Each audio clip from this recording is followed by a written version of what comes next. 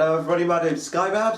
Flux. And we've just got finished watching episode 3 of Steins Gate. Things are beginning to make a little bit more sense. Well, not much more sense. No, but making more sense than previously, let's put it that way. Yeah, so, first of all, I guess, things are picking up in terms of,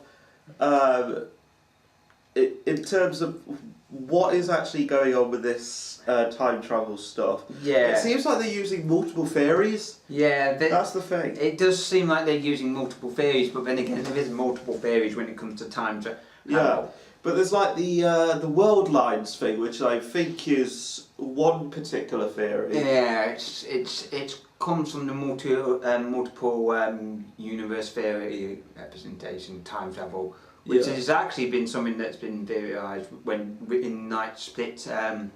It's called it's like these photon split filter experiments. I forget the exact name, but it's where they send one single photon through two slits simultaneously. Because you try and send it, it's not like it. You try and send it through one, but it ends up going through multiple ones at one time. Quantum physics. It's confusing as fuck. Let's put it that way. So there's that theory. There's the world lines theory, but there also seems to be another one, which is using the Large Hadron Collider to make mini black holes. Yeah, and it's using the time travel for black holes.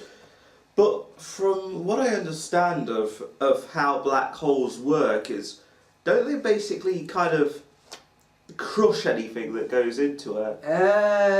Well, there's multiple theories. No one's ever been in a black hole, so it's hard to say exactly what it does. There has been some theories that you could essentially end up having the basis of a wormhole, essentially, or there's lots of theoretical theories that I could go into, but we just don't have the time because it would take me ages, and it's kind of getting late. So suppose that CERN are using the black hole sort of theory as a method of time travel. Mm-hmm. That's what they're writing the reports about. Yeah. So when the humans are going through the black holes, they end up dying. I don't know what the mismatch thing is about, though. Yeah, it's weird that. Because mismatch implies that there's some kind of compatibility kind of thing. There's some case where a human would be compatible with this method of time travel, but every time... Well, it seems like it could have something to do with them time travelling, but then they end up time travelling back to a place where they already are and end up dying because of it. Or something like that. It could be something similar to this, the bananas that keep on turning into goo. Because it gets teleported back in time to a place where it originally was. So I suppose, and then it ends up basically getting turned into goo because it's teleported to a previous point in its timeline where and in the exact same place. Suppose the phone microwave uses the black hole technology to go back in time. So if it's going through like a miniature black hole... Oh, it did until it stopped working, but yeah. Yeah, so if it went through a miniature black hole, would it be the effect of the black hole turning it into goo? And when it's talking about humans being mismatched, would that be like... maybe they're doing human testing and the humans are turning into like... Yeah. Weird goo creature type things. Yeah, it could be... It could be something to do with that. I mean, it's kind of implying that human beings are being used in time travel experiments in some form or other. Whether it's something to do with this time travel, it could have something to do with this. I forget which particular character, but the one that ended up dying in the first episode. Christina. Yeah. Well, anyway, Christina is what he calls her. Christina. Yeah. Yeah, she could be that person who ended up time travelling back, but because that's the only person that we know that's died. But it all depends on whether the person they're referring to is the person we saw in the, and it could well be possible. This is time travel we're talking about here. Anything could be off the flip, anything could be on the cards for that sort of thing. So yeah. I mean, I still don't think it's going to be currency that they're talking about when they say human is dead, because Well, if they did do that, because in this particular world line, she's not dead. Well, that could be the mismatch that they're mentioning. Possibly. But again, we don't really know. I mean, I think, although to be fair, you're probably right. It's probably going to be more likely that they've been doing testing, and in certain cases, the human beings can travel, and in this one particular case, they couldn't. But referencing a human being dead in a certain report is kind of something that shouldn't really be there unless it's an accident report. So I suppose it could be an accident report, but it seemed kind of... It might be an experiment. Maybe they're doing a human experimentation, which, I mean, to be fair, I think it was mentioned that they claimed that the whole micro black holes thing that they'd been trying to do, they'd reported it publicly as a failure, but when they actually hacked into CERN, it turns out they were still testing it, even though they claimed it was a failure. Yeah. So it's like, even though, so they're kind of secretly... Well, it's like saying if they didn't tell you the truth, would you really know about it? That's what basically... Yeah. You know. It's interesting because I'm kind of wondering what CERN sort of will be doing. Because I think CERN is actually a real organisation. Yeah, it is a real organisation. And the stuff they're talking about in there, apart from the time travel stuff, I mean, as far as we know, it's true. You know, a lot of the stuff they're talking about with the CERN Hadron Collider, and you know, the fact there was some theories that they could cause a black hole. There was even the theory of that. There was even a theory of time travel that says that you can't travel back any earlier than the time machine's creation.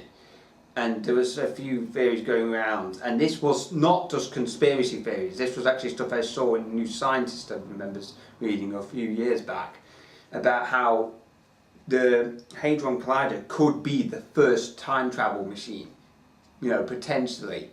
But it was like one of these, it was an outlandish theory that was labelled as possible, but, well, not possible, but very, it's one of these theories that you often hear that's like going to take like centuries for it to actually come untrue if it is. Yeah. It's one of these things that's like, it's a bit out there, but then again, when you start getting into quantum mechanics, generally most things are a little bit out there. Yeah. It's kind of interesting, really, like what they're doing.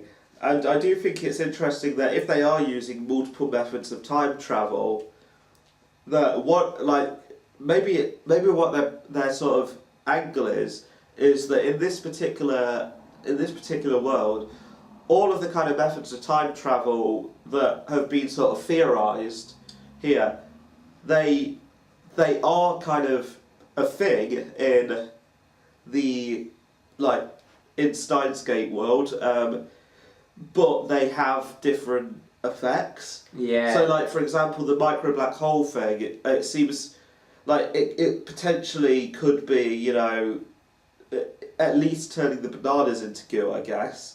Unless that's a different method. That's the thing, we don't really know yet. Yeah, there isn't enough information to work it out yet. But I have a feeling that it is because, you know, like how well, actually, mind you, if it is true that there isn't any time, you know how that guy he mentions, the guy who said he time travelled in 2000. John Titor. Yeah, John Titor. He was basically saying that, you know, that the whole thing to do with paradoxes wasn't a problem. But that still doesn't explain what happens if you travel back in time and you accidentally ends up touching a past version of yourself. Because there's also theories about that could basically cause yourself to, you know, cause yourself to explode into flipping radiation. But I don't understand the full ins and outs of it because I'm not a particle physicist. But I have read certain things about this. And to be fair, if we're going to continue watching this, which I think we probably are going to, I am going to actually look a bit more into the physics behind it because, you know, I was really interested in physics back at school. Yeah. But yeah, it was another interesting episode. I'm still not 100% sure where it's going. No, so I don't think we can be. I think this is going to be one of those things where we can only give it a review after we. We can I think it'll be one of those things where we kind of give our thoughts after each episode, but it's not really in the same review format. We can't do the same review format because there's so much continuity between each episode that it's like, and things referencing back to other things. Anything that could happen in these episodes, could be relevant. So yeah, it's impossible for us to really give a decent score on it, really. But especially one that won't be revised. But as far as the series goes so far, as far as my interest and how much I've enjoyed it, yes, I have to admit I have. It's definitely. I have to wait until the end though before I actually decide to give it a review. Yeah. I think that's probably when we're going to be giving this show a score, probably right at the end of it, because I don't think we're going to actually know for certain. I mean, it's kind of one of these things that only works in context. That's the thing.